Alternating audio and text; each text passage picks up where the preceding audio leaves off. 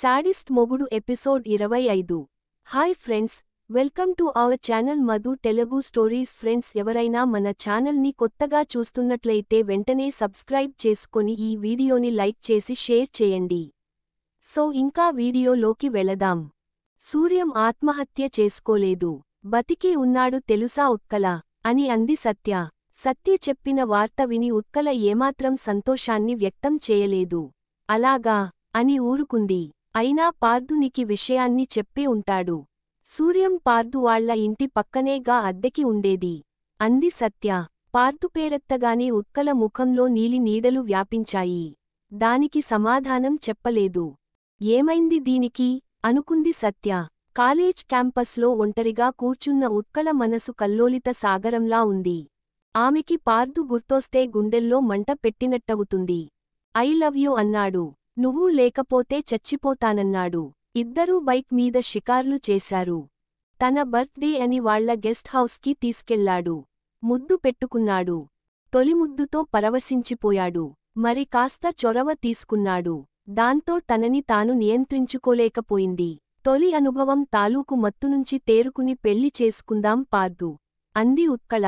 చేసుకుందాం, కాని ఇప్పుడు ఈ పెళ్లి చేసుకోవద్దు. మనది పెళ్లి చేసుకునే వయసు కాదు అన్నాడు పార్థు. సెక్స్కి అభ్యంతరం లేని వయసు పెళ్లికెందుకు అని తను అడగలేదు. మన చదువులు పూర్తయి ఉద్యోగం వచ్చాక అప్పుడు పెళ్లి అన్నాడు. మరోసారి, ఇంకోసారి, ఇది ఆఖరుసారి అతన్ని కలవడం అనుకుంటూనే అతనికి శారీరకంగా దగ్గరవుతూనే ఉంది ఉత్కల. వారం రోజుల నుండి పార్థు నుంచి ఫోన్ కాల్స్ లేవు, ఎస్ఎంఎస్లు లేవు. తను ఫోన్ చేస్తే కట్ చేస్తున్నాడు. కనిపిస్తే చిరునవ్వు నవ్వుతున్నాడు. తనకెందుకు ఫోన్ చేయడం లేదు అర్థం కావడం లేదు. తనపై ప్రేమ తగ్గిపోయిందా అనే అనుమానం. తప్పు చేశానేమో అనిపిస్తుంది. పార్థు ఆకర్షణలో పడి, దానికి ప్రేమ అనే పేరు పెట్టుకుని, అతనికి శారీరకంగా దగ్గరయి, ఇప్పుడు అతను దూరమైపోతున్నాడని భయపడుతుంది. తనని పెళ్లి చేసుకునేంత బలమైన ప్రేమ అతనికి ఉందా అని ఆలోచిస్తే లేదేమో అనిపిస్తుంది. ఆ ఊహే వణికిస్తోంది. ఇంకా ఆలస్యం చేస్తే లాభం లేదు. పార్థుని ఇవాళ కలుసుకుని అటోయిటో తేల్చుకోవాలి. తమ పెళ్లి వెంటనే జరగాలని ఒత్తిడి తేవాలి అని దృఢంగా నిశ్చయించుకుంది ఉత్కళ. దాంతో ఒకసారి మీ గెస్ట్ హౌస్లో కలుసుకోవాలి. చాలా ముఖ్యమైన విషయానికి నీతో మాట్లాడాలి అని ఉత్కళ పంపిన మెసేజ్ని చూసి పాడుతూ తప్పకుండా కలుద్దాం అని తిరిగి మెసేజ్ పెట్టాడు. క్లాసులయ్యాక ఉత్కళ బ్యాగ్ తీసుకొని లేడీస్ వెయిటింగ్ రూంలోకి వెళ్ళింది. సత్యకి బాత్రూం అవసరం వచ్చి తను కూడా వెయిటింగ్ రూంలోకి వెళ్ళింది. అప్పుడే బాత్రూంలో నుంచి బురక ధరించి ఉన్న ముస్లిం అమ్మాయి బయటకి రావడం గమనించింది. సత్య బ్రుకుటి ముడిపడింది. తమ కాలేజీలో అమ్మాయిలు చదువుతున్నారు, కాని వాళ్లు బురక ధరించరు. మరి ఎవరి ఈ అమ్మాయి అని ఆలోచిస్తుండగానే ఆమె సత్యని దాటి బయటకు వెళ్ళిపోయింది. గెస్ట్ హౌస్ గేటు లోపల పార్థు బైక్ కనిపించింది. ఉత్కళ ధైర్యంగా లోపలికి వెళ్ళింది. హాయ్ అన్నాడు పార్థు. హాయ్ అంది ఉత్కళ. బురక తీసేసి అతని పక్కనే సోఫాలో కూర్చుంది. నాతో ఏదో ముఖ్యమైన విషయానికి మాట్లాడాలన్నావు అని సూటిగా అడిగాడు పార్థు. అదే మన పెళ్లి విషయానికి అంది ఉత్కళ. చదువు పూర్తయి ఉద్యోగం రాందే పెళ్లి మాట ఎత్తితే ఎవరైనా నవ్విపోతారు అని అన్నాడు పార్థు. మన చదువు పూర్తవడానికి ఇంకా ఏడాది టైముంది. తర్వాత పీజీ అయ్యాక ఉద్యోగం అంటే కనీసం 4 ఏళ్లు పడుతుంది. అప్పటివరకు నన్ను పెళ్లి చేసుకోవా? 4 ఏళ్ల తర్వాత నన్నే పెళ్లి చేసుకుంటావని నమ్మకం ఏమిటి అని అంది ఉత్కళ. నువ్వు నన్ను నమ్మాలి అన్నాడు పార్థు. నీపై నమ్మకం పోయింది. ఇదివరకటిలా నీ నుంచి ఫోన్ కాల్స్, ఎస్ఎంఎస్లు లేవు. నేను నీ సెల్కి ఫోన్ చేస్తే కట్ చేస్తున్నావు. ఎందుకని? నువ్వు నన్ను తప్పించుకొని తిరుగుతున్నావు అని అంది ఉత్కళ. ఓ అదా, మా అమ్మ, నాన్న దగ్గర ఉండగా ఫోన్ చేస్తున్నావు. నీతో ఫోన్లో ఎలా మాట్లాడను అని అన్నాడు. ఏం తప్పేముంది? నన్ను ప్రేమిస్తున్నానని చెప్పు. నన్ను మీ ఇంటికి తీసుకెళ్లి మీ వాళ్లకి పరిచయం చేయి అని అంది ఉత్కళ. దాంతో ఫూలిష్గా మాట్లాడకు. 4 ఏళ్ల తర్వాత ఈ అమ్మాయిని పెళ్లి చేసుకుంటానని నిన్ను ఇప్పుడే పరిచయం చేయమంటావా? నాపై నమ్మకం ఉంటే 4 ఏళ్లు ఓపిక పట్టు. అయినా నా పైన నమ్మకం లేని దానివి నా బెడ్ మీదకి ఎలా వచ్చావు అని అడిగాడు. దాంతో ఉత్కళ ముఖం సిగ్గుతో, అవమానంతో ఎర్రబడింది. అవును, నమ్మాను. ఇకమీదట నిన్ను నమ్మను. ఈ నెలలోనే మన పెళ్లి జరిగిపోవాలి. నువ్వు ఒప్పుకోకపోతే నిన్ను నడి బజార్కి ఈడుస్తాను. నీ ఇంటి ముందు టెంట్ వేసుకొని కూర్చుంటాను. పెళ్లి చేసుకునేదాకా ఆమరణ నిరాహార దీక్ష చేస్తాను అంది ఉత్కల. నువ్వు మరోసారి పెళ్లి చేసుకోమని గొడవ చేస్తే ఏం చేస్తానో తెలుసా? అంటూ తన సెల్ ఫోన్ ఆన్ చేసి ఆమె కళ్లముందుంచడతను. అందులోని ఫోటోలని చూడగానే ఆమె కాళ్ల కింద భూమి కనిపించింది. ఆ ఫోటోలు తనవి. బెడ్ మీద నగ్నంగా పడుకుని ఉంది తను. తన ముఖం, రహస్యవయవాలు అన్ని క్లోజ్ షాట్స్ తీశారెవరో? ఎవరు తీశారివి? అని ఆమె స్వరం కీచుమంది. నేనే తీశాను. నీ కుడి తోడ మీద పుట్టుమచ్చ నచ్చి తీశాను. నీ ఎడమ వక్షం మీద పెసరబద్దంత పుట్టుమచ్చ చూడు ఎంత బాగా పడిందో. నాలో ఇంత మంచి ఫోటోగ్రాఫర్ ఉన్నాడని నాకే తెలియదు అన్నాడు పార్థు. నువ్వు మరోసారి పెళ్లి మాట ఎత్తితే ఈ ఫోటోలోని నీ ఫ్రెండ్స్కి, నా ఫ్రెండ్స్కి అంతెందుకు, కాలేజీలో అందరి సెల్ ఫోన్లకు ఫార్వర్డ్ చేస్తాను అని వికటంగా నవ్వుతున్న పార్థు కట్టేయడానికి సిద్ధంగా ఉన్న కాలనాగుల కనిపించాడు. స్కౌండ్రల్! నీ అంతా చూస్తాను. నన్ను ప్రేమించానని నమ్మించిన నిన్ను ఊరికే వదిలిపెట్టను. ఇప్పుడే మీ నాన్న దగ్గరికి వెళ్తాను. మీ నాన్న ఎమ్మెల్యే అనుచరుడు కదా. ఆ ఎమ్మెల్యే దగ్గరికి వెళ్ళి నీపై పోలీస్ కంప్లైంట్ పెట్టమంటాడో, నన్ను నీకు ఇచ్చి పెళ్లి చేస్తాడో అడుగుతాను అని ఉత్కల బెదిరింపుగా అంది. ఆమె బెదిరింపుకి భయపడినట్లు ముఖం పెట్టాడు పార్థు. వద్దు, ఆ పని మాత్రం చెయ్యకు ప్లీజ్. మన విషయానికి ఈ రాత్రికి మా నాన్నతో మాట్లాడుతాను అన్నాడు. మీ నాన్నని మన పెళ్లికి ఒప్పిస్తావో, లేక మీ ఇంట్లోంచి వచ్చి నన్ను పెళ్లి చేసుకుంటావో నాకు తెలియదు. రేపు ఇదే టైంకి మా ఇంటికి నువ్వు రావాలి. అర్థమైందా?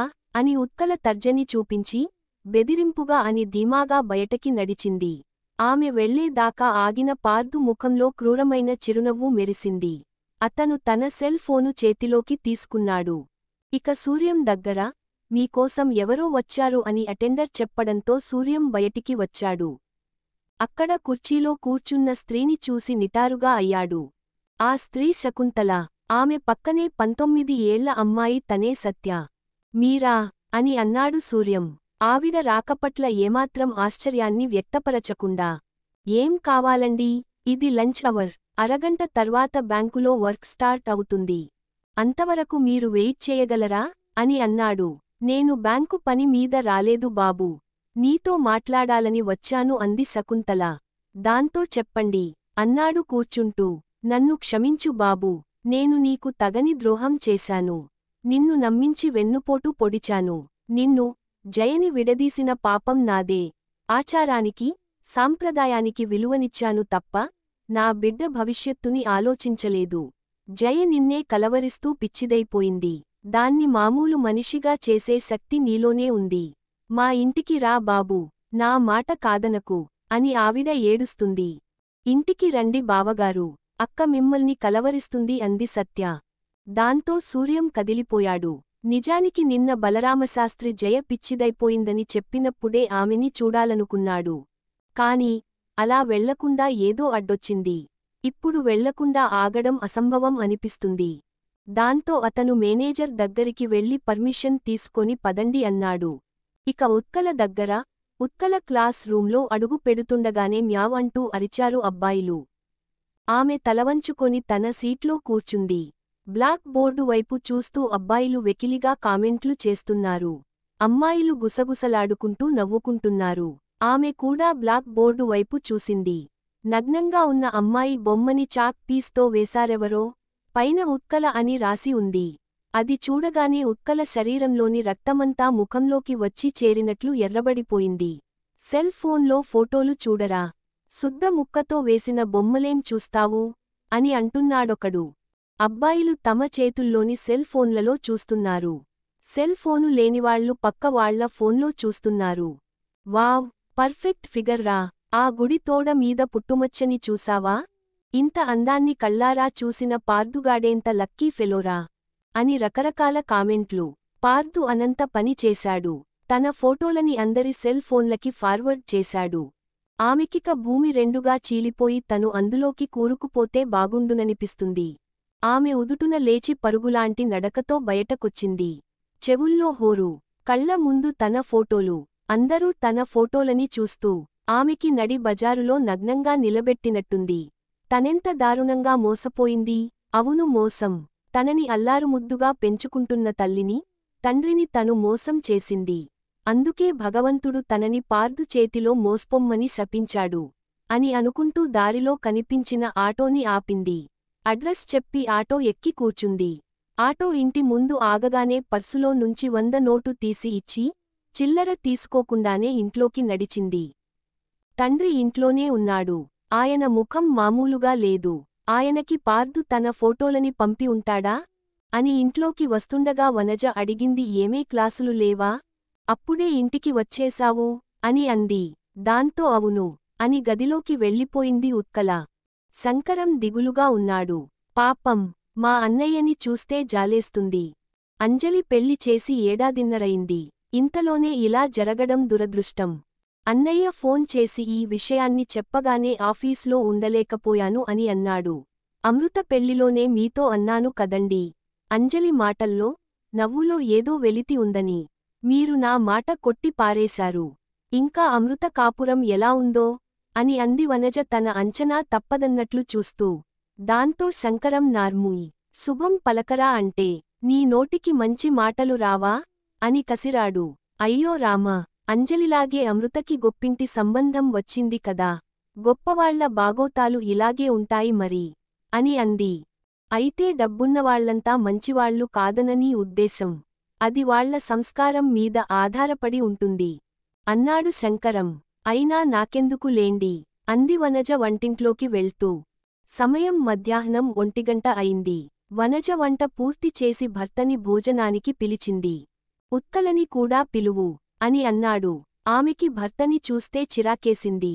అంజలికి భర్తతో గొడవొచ్చి పుట్టింటికి వస్తే బెంగపెట్టుకున్నాడేమిటి అని అనుకుంటూ కూతురు గది తలుపు తట్టింది. ఉత్కల తలుపు తెరవలేదు. అన్నం తినలేదు. అప్పుడే దీనికి నిద్ర ముంచుకొచ్చింది కాబోలు. క్లాసులు లేవని ఎప్పుడైనా ఇంటికొస్తే పగలంతా నిద్రపోతూనే ఉంటుంది అని అనుకుంటూ మరోసారి తలుపును దబదబ బాదింది. అయినా ఉత్కల తలుపు తెరవలేదు. దాంతో అది నిద్రపోతోంది. మీరు భోజనానికి వస్తారా? దానికి ఆకలైనప్పుడు లేచి అదే తింటుంది అంది వనజ. దాంతో శంకరం సెల్ఫోన్ తీశాడు ఎవరికో ఫోన్ చేయడానికి. దాంట్లో ఉదయం 10:30కి ఉత్కల సెల్ నుంచి వచ్చిన మెసేజ్ ఉంది. ఉత్కల ఇంటికొచ్చాక తన సెల్కి మెసేజ్ ఎందుకు పంపిందో ఆయనకి అర్థం కాలేదు. ఆయన ఆ మెసేజ్ని ఓపెన్ చేశాడు. డాడీ, మీరు నాపై ఎంతో నమ్మకాన్ని పెట్టుకున్నారు. కానీ నేను మిమ్మల్ని దారుణంగా మోసం చేశాను. ఫలితంగా నేను మోసపోయాను. నాకు బ్రతికే అర్హత లేదు. అందుకే ఆత్మహత్య చేసుకుంటున్నాను మీ ఉత్కళ అని ఉంది. దాంతో శంకరం ఉత్కళ అని గావుకేక వేశాడు. అతని చేతిలోంచి సెల్ ఫోను జారీ పడిపోయింది. ఒక్క ఉదువుటున్న లేచి కూతురు గది తలుపులు దబదబాదలం మొదలుపెట్టాడు. ఉత్కళ, ఎంత పని చేశావు అని బాధగా ఉంది అతని స్వరం. ఏమైందండీ? ఉత్కల గది తలుపు తెరవకపోతే ఎంత గాబరపడుతున్నారేమిటి అంది వనజ అయోమయంగా. మన ఉత్కల ఆత్మహత్య చేసుకుంటున్నానని నా సెల్కి మెసేజ్ పంపింది అని భయకంపితుడవుతూ, ఏడుస్తూ చెప్పాడు శంకరం. దాంతో అయ్యో ఉత్కలా, ఎంత పని చేశావే అని వనజ ఏడుపుకి ఇరుగుపొరుగు వాళ్లు వచ్చి, ఉత్కలో ఉన్న గది తలుపులని పగలగొట్టారు. అప్పుడు సీలింగ్ ఫ్యాన్ నుంచి వేలాడుతుంది ఉత్కల. కాదు, ఆమె శవం. మరి ఈ స్టోరీ విన్నాక మీకు ఏమనిపిస్తుందో కామెంట్ బాక్స్లో కామెంట్ చేయండి. అలాగే ఈ వీడియో నచ్చితే లైక్ చేసి షేర్ చేసి సబ్స్క్రైబ్ చేసుకోండి.